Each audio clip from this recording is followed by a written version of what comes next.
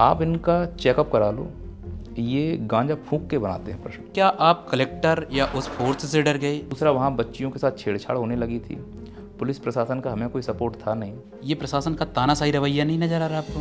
Court ने penalty लगाने की बात की आयोग के ऊपर।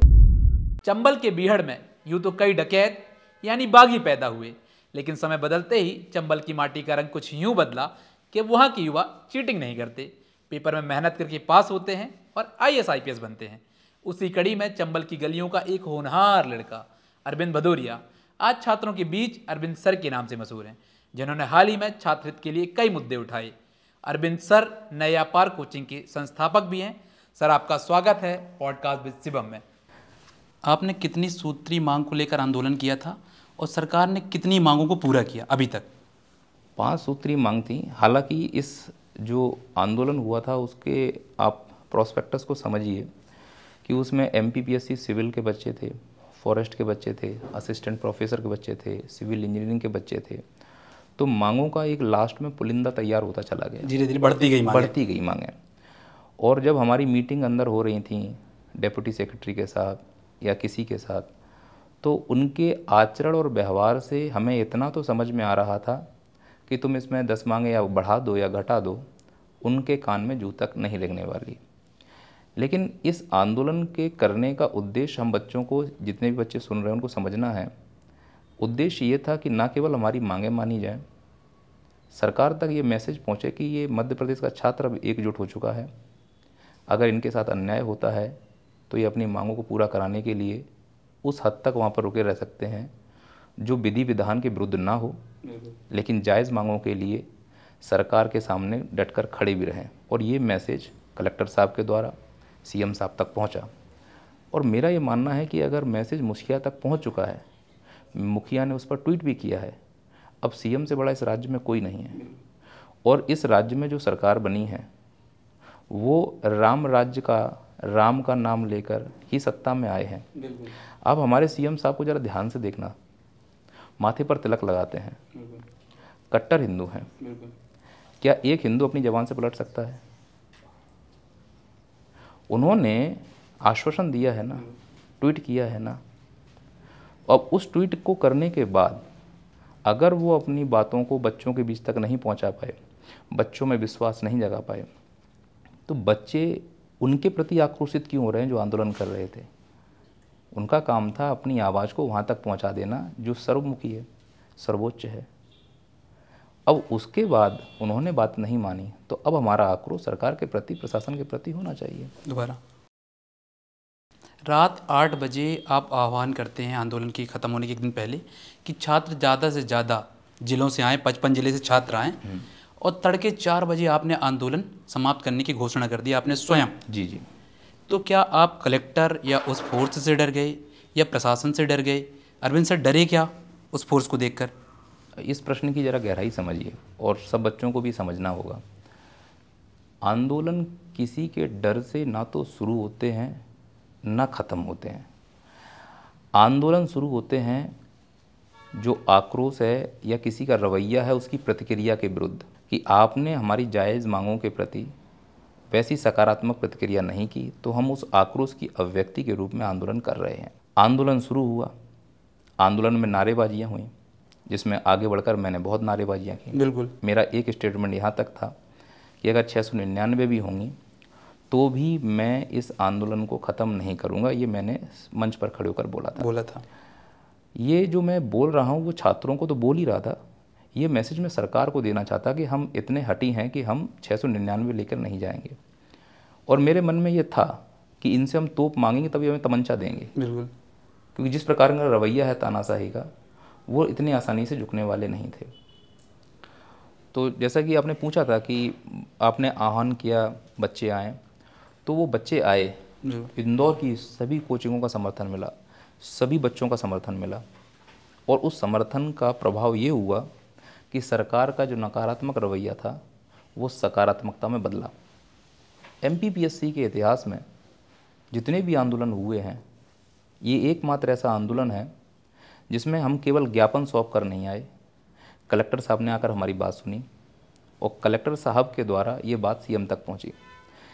मुद्दा ये है कि जब हमारे पास सकारात्मक प्रतिक्रिया होने लगी तो फिर इस आंदोलन को आगे चलाने का औचित्य क्या था। बिल्कुल वो लिख कर देने के लिए राजी नहीं होते, ये उनके रवैये से समझ में आने लगा था। बिल्कुल और मैं ये मानता हूँ कि जब बात राम राज्य की है तो अब तो बातों में भरोसा किया जा सकता है ना। बिल्कुल सरकार ने ट्वीट कर दिया, ये भी तो एक प्रकार से लिखित ही माना जाएगा। बिल्कुल तो ये कि डर गए ये या कंपनसेशन कर लिया या कंपनसेट हो गए, ये मुझे लग रहा है कि उन छात्रों के द्वारा फैलाई गई अफवाह है जो आंदोलन का भी हिस्से थे ही नहीं। वो जो वहाँ पर हिस्से थे उनसे पहले वोटिंग कराई गई है, ये आप सब बच्चों ने देखा होगा कि ये बातें हो रही हैं, इसमें शामिल हैं कि नहीं। दूसरा ये भी समझना कि 16 फरवरी को एग्ज़ाम था, बिल्कुल जो बच्चा पढ़ने वाला था उसके लिए कितना नुकसान होता। बिल्कुल नुकसान होता। दूसरा वहाँ बच्चियों के साथ छेड़छाड़ होने लगी थी, पुलिस प्रशासन का हमें कोई सपोर्ट था नहीं, माइक की व्यवस्थाएं दी नहीं गई थी। तो कुल मिलाकर ये जो गांधीवादी तरीके से आंदोलन चल रहा था, अहिंसात्मक तरीके से जो आंदोलन चल रहा था, उसमें कुछ ऐसे असामाजिक तत्व डाल दिए गए थे कि ये निश्चित रूप से आंदोलन हिंसात्मक रूप ले लेता। ये कई गुटों में आंदोलन बरतना शुरू हो चुका था और उसमें छात्रों का अहित होना स्वाभाविक था और कुछ छात्रों को उसमें चिन्हित कर लिया गया था। तो अगर हमारी बात शांतिपूर्ण तरीके से, अहिंसात्मक तरीके से गांधी मार्ग अनुसरण करते हुए सुनी जा रही है तो उसके लिए हमें उग्र होने की आवश्यकता क्या। आप खुद देखिए सर, बिहार में इसी से संबंधित आंदोलन हुआ। अब दोनों आंदोलनों में बिहार की छवि क्या समझ रहे हैं आप, वहाँ के छात्र कैसे हैं। कम से कम मैंने अपने राज्य की इज्जत तो बचाई। बिल्कुल बचाई। मुझे नहीं मालूम प्रशासन मेरे राज्य से कितना प्यार करता है। मैं मध्य प्रदेश का निवासी हूँ, बिल्कुल मेरे लिए मेरा राज्य बहुत आगे है, बिल्कुल मेरे छात्रों की छवि बहुत आगे है। बिल्कुल।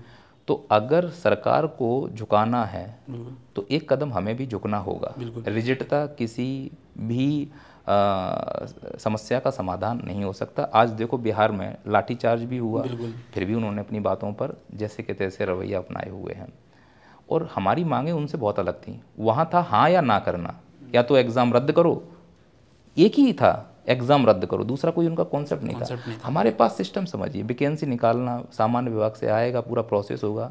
अब जिस बच्चे को ये बात नहीं मालूम तो वो पीएससी करने के लिए फिर प्रश्न चिन्ह है ना उसके ऊपर भी, कि उसे प्रोसेस ही नहीं मालूम कि कैसे आती हैं। बिल्कुल। आंदोलन इस उद्देश्य से हुआ था कि हम अपनी आवाज़ को, अपनी एकता को, अपनी इंटेंसिटी को इस बार ऐसे पहुंचाएं कि हम हर बार की तरह नहीं करने वाले हैं। आप हमको सीरियस लीजिए, हमको मुद्दों में रखिए, हम छात्र हैं, वोट बैंक नहीं। अच्छा, आपकी मांग जो थी वो 700 पदों की थी। जी सर। लेकिन पद आए 158, फिर आपने समझौता कर लिया इतने? नहीं, बिल्कुल नहीं, बिल्कुल समझौता नहीं किया। 1 जनवरी को फिर से आंदोलन, जैसे ही न्यू संगठन बैनर तले ये आंदोलन हुआ था, बिल्कुल मैं उसका हिस्सा था। बिल्कुल। हिस्सा ऐसे हुआ कि मैंने अपनी जान झोंक दी, मैंने उसमें आमरण अनशन कर दिया, तो वो देखने में लग रहा है कि वो मेरा आंदोलन है। बिल्कुल एकदम स्पष्ट नजर आ रहा है। न्यू संगठन का आंदोलन था, पर मैं बच्चों के बीच उनके अपनेपन के लिए खड़ा रहा। न्यू संगठन ने 1 जनवरी को फिर से आंदोलन की घोषणा कर दी जब उन्हें लगा कि सरकार अपने वादे से मुकर गई। चूँकि जिस दिन आंदोलन खत्म हुआ मैं 4:20 या 4:30 बजे के आसपास बेहोश हुआ। अधिकांश बच्चों को शायद नहीं मालूम, मेरी हार्ट रेट 38 के आसपास पहुंच गई थी। वो शरीर का ऐसा स्ट्रक्चर हुआ कि 6 से 7 दिन में बीमार रहा और संपर्क हमसे हो नहीं पाया। 1 जनवरी को जो आंदोलन होना था उसकी जानकारी मुझ तक नहीं पहुंची, और जब तक वो जानकारी मुझ तक पहुंची मैं उस समय शहर में था ही नहीं, मैं गुजरात में था और मेरे लिए संभव नहीं था कि मैं 6 घंटे में गुजरात से इंदौर आ जाऊँ। स्वास्थ्य भी उतना मेरा साथ नहीं दे रहा था, तो मुझे बहुत लेट जानकारी मिली उसकी। अगर मैं इंदौर में होता मैं निश्चित तौर पर फिर से छात्रों के साथ खड़ा होता, ये मेरा वादा है। जिस प्रकार राधे जाट और रंजीत किसान वंशी को प्रशासन ने उठाया घर से उनके, ये प्रशासन का तानाशाही रवैया नहीं नजर आ रहा आपको? नहीं, तानाशाही की जगह कायरता शब्द यूज करना चाहिए। आप ये समझिए कि जैसे राधे जाट जी हैं, रंजीत किसान वंशी जी हैं, ये कोई ऐसी मांग के लिए आयोग के समक्ष उपस्थित नहीं हुए बच्चों को लेकर जो जायज़ ना हो। जैसे कि 87-13 6 साल से अटका हुआ है। युवाओं की बात करने वाला ये सरकार का पूरा प्रशासन जब युवाओं को ही नज़रअंदाज करेगा तो युवाओं की मांग करने के लिए छात्र नेताओं को आगे आना पड़ेगा। वो छात्र नेता के रूप में आगे आए। उनका व्यक्तिगत क्या इंटेंशन है वो आंदोलन के दौरान हमें बहुत अच्छा लगा कि वो छात्रों का हित ही चाह रहे थे। और जब छात्रों के हित पूरे नहीं हुए, 158 पोस्ट आई, छात्रों उनसे नाराज़ भी हुए, पर उन्हें मालूम है कि उनका एक ही उद्देश्य है छात्रों का हित, वो फिर से आंदोलन पर गए। आपने बोला भी था कि गद्दे यही हैं, हम दोबारा आ जाएंगे। दोबारा आ जाएंगे मैंने नहीं, सभी लोगों ने बोला। उसमें राधे जाट सर थे, रंजीत रघुवंशी सर थे, किसान बंसी सर थे, गोपाल सर थे, बहुत से लोग थे जिन्होंने इस चीज़ के लिए सहमति जताई कि आंदोलन हम फिर से शुरू कर देंगे। और उसमें अधिकांश बच्चे इस बात के लिए सहमत भी थे। फिलहाल एग्ज़ाम मेरा ज़्यादा प्रायोरिटी में था कि एग्ज़ाम ना बच्चों का बिगड़ जाए, क्योंकि वो अपनी जिद पर आते तो 8-10 दिन और बैठे रहते शायद, और परिणाम फिर कैसे आते वो पता नहीं थे। तो इससे अच्छा कि एग्ज़ाम ना बिगड़े, क्योंकि पोस्टपोन्ड एग्ज़ाम होता नहीं। तो उनको जो उठाया है, तो मुझे ऐसा लग रहा है कि डर रही है सरकार। वो सरकार आवाज़ दबाना चाह रही है। उनको लग रहा है कि ये छात्रों को समझ में नहीं आएगा कि हम उनके साथ गलत कर रहे हैं। और मुझे ऐसा लग रहा है छात्रों को अब ये बात समझ में आ गई कि सरकार युवाओं के नाम पर, छात्रों के नाम पर शायद वो वादे पूरी तरह से पूरे नहीं कर पा रही जो मन से खोखले वादे के रूप में प्रस्तुत किए जाते हैं। जैसे मैं मोहन सरकार जी का ही ले लूँ मैं, कि 2.5 लाख पद के लिए उन्होंने बोलते हैं कि हम 2.5 लाख पद निकालेंगे सरकारी नौकरियों में, और अमूमन बयानबाजी अखबारों में भी ऐसी देखने को मिलती हैं।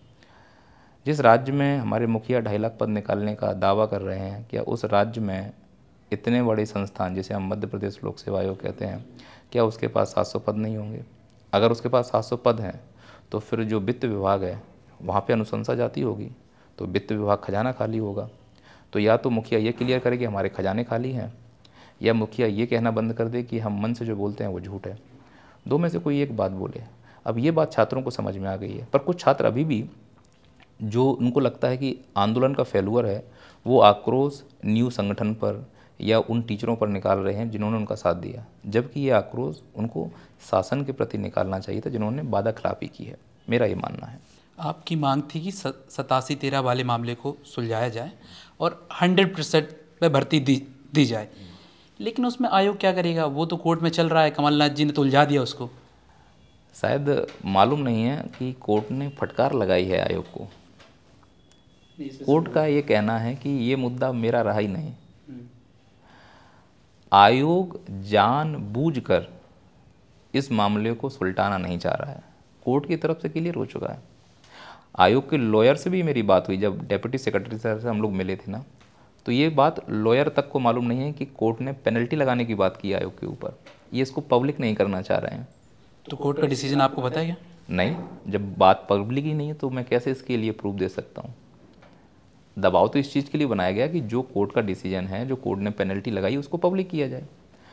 पर 87-13 का पेज इतना क्लिष्ट हो चुका है कि आयोग को ही नहीं मालूम है कि इसमें होना क्या है। नहीं तो 6 साल में इसका मुद्दा सुलझ नहीं जाता। कोर्ट ने तो पल्ला झाड़ लिया कि भाई हमारी तरफ से क्लियर है। अब जो अधिवक्ता है वो क्या स्टेटमेंट दे रहे हैं उनके ऊपर डिपेंड कर रहा है। ये भी हो सकता है कि 87-13 को तब तक होल्ड किया जाए जब तक अगले चुनाव ना आ जाए, क्योंकि भारत ही क्या, भारत के सभी राज्यों में आप देखिए, छात्रों को, महिलाओं को, किसानों को, पिछड़े वर्गों को सिर्फ संतुष्टि का एक माध्यम ही तो बनाया जाता है। तो उन्हें मालूम भी है कि गलत सरकार कर रही है वादा खिलाफी करके, लेकिन उन्हें मालूम है कि छात्र गुस्सा उनके लिए होंगे जो उनके अधिकारों की मांग कर रहे थे, और वही कर रहे हैं छात्र। पिछली सरकार का भुगतान 87-13, आपको लगता नहीं कि ये जो खराब किया है यथास्थिति रहनी चाहिए थी? कमलनाथ जी ने गलत कर दिया ये सब करके। देखिए, कमलनाथ जी ने जो किया उसका दुष्परिणाम छात्र भुगत रहे हैं, और मोहन सरकार सुधारना नहीं चाह रही है, उसका भी दुष्परिणाम सरकार छात्र ही भुगत रहे हैं। कोई सरकार हो, मेरे को तो मानना है ऐसा, व्यक्तिगत बात करूँ तो कोई सरकार इस डिसीजन पे एकदम ये खुल के फैसला नहीं करेगी कि मैं ये डिसीजन दे रही हूँ। यदि वो ओबीसी की साइड यदि डिसीजन दे देगी तो ओबीसी वोट बैंक कट जाएगा। यदि जर्नल की साइड दे देगी तो फिर जनरल वोट कट जाएगा। तो सरकार इस पर डिसीजन तो नहीं दे पाएगी। देखो, मैं कोई पॉलिटिकल व्यक्ति तो नहीं हूँ, है ना। मेरा काम टीचिंग से रिलेटेड है, और मैं इतना बोल सकता हूँ कि ये मुद्दा कोर्ट में है। आरक्षण को लेकर अभी सुप्रीम कोर्ट ने एक स्टेटमेंट जारी किया है, आपको जानकारी होगी ही, कि 75 साल पर्याप्त हैं, अब आरक्षण को ख़त्म कर देना चाहिए। तो आरक्षण भारत में फ़िलहाल राजनीतिक दृष्टि से देखा जाए और आवश्यकता की दृष्टि से देखा जाए, बहुत संवेदनशील मुद्दे बने हुए हैं, और इन मुद्दों पर बोलने के लिए हमारे पास पर्याप्त समय भी नहीं है, और शायद उतनी बुद्धिमत्ता भी नहीं है, स्पेशली मेरे पास। आपकी मांग थी कि मुख्य परीक्षा की कापियां दिखाई जाएं, लेकिन इस बार के नोटिफिकेशन में तो प्री का भी कट ऑफ छुपा लिया गया। तो ये बताते हैं वो, जिनको ये लगता है कि कंप्रोमाइज़ किया गया है, जिनको ये लगता है कि सर डर गए, उनका मैसेज बहुत स्पष्ट है कि अगर तुम हमसे कुछ मांगने आओगे तो हम तुमसे तुम्हारा वो भी छीन लेंगे जो तुम्हारे पास पहले था। तो अब इस पे फिर से वही है कि छात्रों को समझना होगा कि हमें नाराज़गी आखिरकार किसके प्रति रखनी है। क्या प्रशासन के प्रति नाराज़गी रखी जा सकती है? जैसे आंदोलन के दौरान वहाँ पे जो स्टाफ हमारी सुरक्षा के लिए था, सिपाही साहब थे, एसआई साहब, टीआई साहब, एसीपी साहब, वो रात भर दिन भर, हम जागे तो वो भी जागे। तो क्या हम उनको दोष दे सकते हैं? मेरा जवाब है नहीं। क्या हम एडीएम साहब, कलेक्टर साहब को दोष दे सकते हैं? मेरा जवाब है नहीं। ये तो पुर्जे हैं, दोष तो सिस्टम का है। वो सिस्टम बनाया किसने? आपने और हमने। तो जैसा सिस्टम बनाएंगे वैसा दिखेगा। देखिए, सिस्टम या मैं कहूँ सरकार किसी राज्य की वैसी होगी जैसी वहाँ की जनसंख्या है या जनता है। अगर जनता समझदार है तो सरकार समझदार होगी, और जनता अनपढ़ है तो सरकार अनपढ़ होगी। जनता को पढ़ाई का महत्व नहीं है तो सरकार को भी पढ़ाई का महत्व नहीं होगा, और जनता में छात्र नहीं है तो सरकार छात्र के हित की कोई बात ही नहीं करेगी। और इस देश का दुर्भाग्य यही है कि राजनीति का जो मुद्दा है ना, उसमें छात्र कभी केंद्र में आया ही नहीं, कभी नहीं आया। जैसे लाडली बहना योजना राजनीति का मुद्दा है, वो कभी धरने पर नहीं बैठेंगे कि मेरा पेमेंट डाला जाए। उन्हें मालूम है कि इससे वोट बैंक होगा। छात्र हर राज्य का, भारत में किसी भी राज्य को देखिए एग्ज़ाम को लेकर धरने पर बैठता है, क्योंकि वो राजनीति के कभी केंद्र में रहा ही नहीं। उन्हें मालूम है कि ये तो लाठियाँ खा के शांत हो जाएंगे, ऐसे नहीं तो वैसे शांत हो जाएंगे। छात्रों को शांत कराने का तरीका अच्छा है, क्योंकि उन्हें सरकारी नौकरी चाहिए। एक एफआईआर उनका जीवन ख़त्म कर देगी। वो बस उसी उद्देश्य को ध्यान में रखते हुए कि मेरी वजह से किसी बच्चे का भविष्य खराब ना हो, मध्यम मार्ग अपनाने की आवश्यकता पड़ी तो मैंने अपनाया। इस आंदोलन में अरविंद सर का व्यक्तिगत कितना नुकसान हो गया? आंदोलन कभी व्यक्तिगत नहीं होते हैं सर। व्यक्तिगत नुकसान कितना हुआ? मैं फिर से बोल रहा हूँ, आंदोलन कभी व्यक्तिगत नहीं होते। आंदोलन समूह का होता है, राज्य का होता है, राष्ट्र का होता है। अगर नुकसान होगा तो समूह का होगा, राज्य का होगा, राष्ट्र का होगा। फ़ायदा होगा तो समूह का होगा, राज्य का होगा, राष्ट्र का होगा। अब नुकसान और फ़ायदा मैं दिखा सकता हूँ, तो आप उसमें मेरा व्यक्तिगत जोड़ सकते हैं। नुकसान ये हुआ है कि भरोसा कम हुआ है लोगों का। अब लोगों का बोलो, राज्य का बोलो या राष्ट्र का बोलो, अब जिस राष्ट्र में भरोसे की कमी है वो राष्ट्र 2047 तक विकसित बन जाए, ये बड़ा मुश्किल है। फ़ायदा ये हुआ है कि यूनिटी दिखी है। अपने अधिकारों की मांग करने का जो गांधीवादी तरीका है, जो अहिंसात्मक तरीका है, जो अनुशासन हम लोगों ने दिखाया है, वो अनुशासन आगे वाले बच्चों के लिए एक मिसाल है कि हमें अपने अधिकारों की मांग भी करनी है, लेकिन उस लोक व्यवस्था को डिस्टर्ब नहीं करना है, उस प्रशासन को डिस्टर्ब नहीं करना है, उस मर्यादा को डिस्टर्ब नहीं करना है, जिससे हमारे राज्य की छवि राष्ट्रीय स्तर पर धूमिल हो जाए। तो ये दो चीज़ें इस आंदोलन से सीखने को मिली। कुछ असफलताएं हैं, कुछ सफलताएं हैं। समझने वाले के लिए सफलता असफलता के मायने अलग हो सकते हैं। आप चाहते थे कि इंटरव्यू की वीडियो रिकॉर्डिंग हो जी, जो इंटरव्यू का नंबर है 175 से 100 कर दिए जाएं, जी। लेकिन उनको बढ़ाकर 185 कर दिया। ये तो नुकसान हो गया आपके साथ। मैं फिर से बोल रहा हूँ ना कि आंदोलन इस उद्देश्य से किया गया था।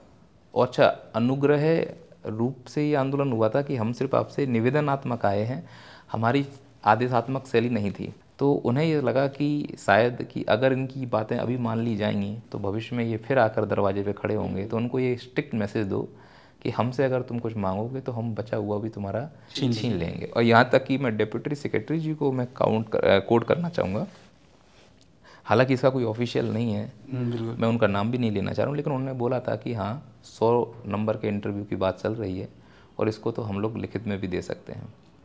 तो इस प्रकार से फिर बाद में अंदर क्या बातें हुई, चार दीवारी के अंदर उनका व्यवहार बहुत अलग होता है, बाहर व्यवहार बहुत अलग होता है।